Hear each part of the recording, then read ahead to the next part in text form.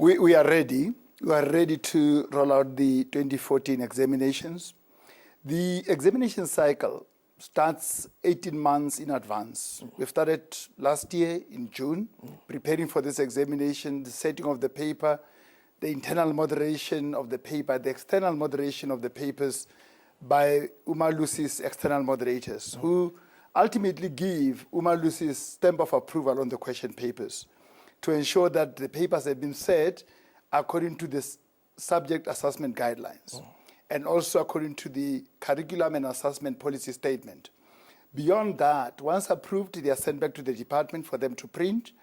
And in the recent months, we have been visiting all provincial education departments, checking whether they are ready in terms of their systems to run these examinations. This will range from staffing, it will range from equipment, material that has to be used, the plans for the delivery of question papers, the monitoring plan, the timetable, all the works. Okay.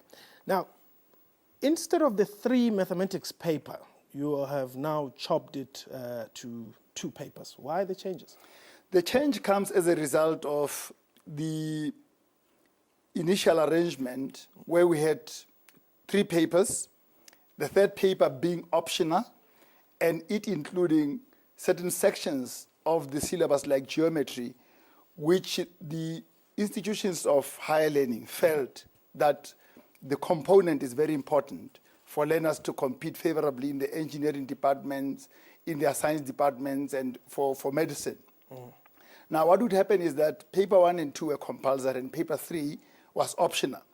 What we have now done is that we have only 2 papers, and the components of paper 3 have now been incorporated into paper 2.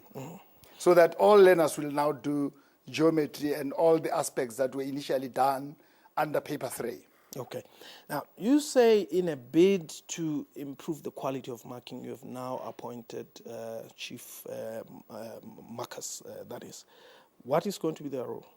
The role of chief markers is to ensure that marking happens according to policy and that markers stick to the marking guidelines, which is the memorandum. What happens in a marking center is that 5 markers would be placed under a senior marker, and 5 senior markers with their group of markers would be put under a chief marker. Okay. It is the responsibility of every senior marker to mark a certain percentage of the script that would have been marked by a marker. The chief marker, in turn, also has to do a certain percentage of the scripts that would have been marked by the senior marker to check that there is consistency in terms of the standards of marking. What difference is this going to bring to the marking process? The difference will be that there will be more controls, and with more chief markers appointed, this will imply that there will be more people who are doing the checking so that we boost the quality of marking throughout the country. Do you have the buy-in of all role players here or stakeholders, if I may say? Yes, indeed, we have. What happens is that at the point where the markers are appointed, we have all the unions represented as observers to observe the process and to ensure that everything is above board, that everything is transparent. So we have buy-in from everybody, and we as UMALUSI, as an oversight structure, as a regulatory body, we are also satisfied that the department has gone an extra mile to ensure that marking is of high standard. Papers have been leaked in the past. What guarantees can you give South Africans that the papers are not going to be leaked this time around?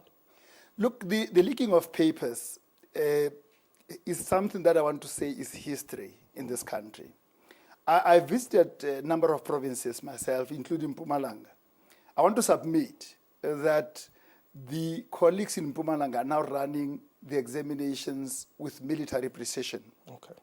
The colleagues who work in exams work hard, and they take pride in what they are doing. So that they tell me, as I interview them, that they take a lot of pain when anything goes wrong in the examinations. So that all the provincial education departments take pride in what they are doing. I want to submit, though, that it may take just one person, just one lunatic to spoil it all for everybody, so that there can be no guarantees. But as for the systems, I can vouch that the systems are running very well. Just to illustrate a point, At the point when the papers are distributed from head office to the different centers, in Mpumalanga, for instance, we have police escorts that are taking these papers to the different centers. In fact, in Mpumalanga, at the head office in exams, they've appointed a former police to head their security section, so as to ensure that it is all systems go in terms of security. The last day of the exams is 20th November. When can we expect the results? The results will be released in early January. The date will be determined by the Honorable Minister of Basic Education, Me Enji Motshekga. That would be after going through a number of processes. We still have to go through the marking process. Beyond that, we're going to go through the standardization process. And then we're going to look at all the reports that we get in terms of how the learners fared. And then we standardize. After the standardization, then we look at the reports and we check whether all the processes have been above board, whether the system has not been compromised in any way. And then we are able to approve as UMALUSI, as a quality assurance body, to say the department is now free to release the results. There's been talk in the past that they were going to put an end to the publication of matric results in newspapers. Is there anything in that regard, the latest? Well, I would not know. Where I'm sitting as UMALUSI, that becomes the business of the Department of Basic Education. We would have finished our business by the time the department releases. I've heard that discussion, but we've got no input as far as that discussion is concerned.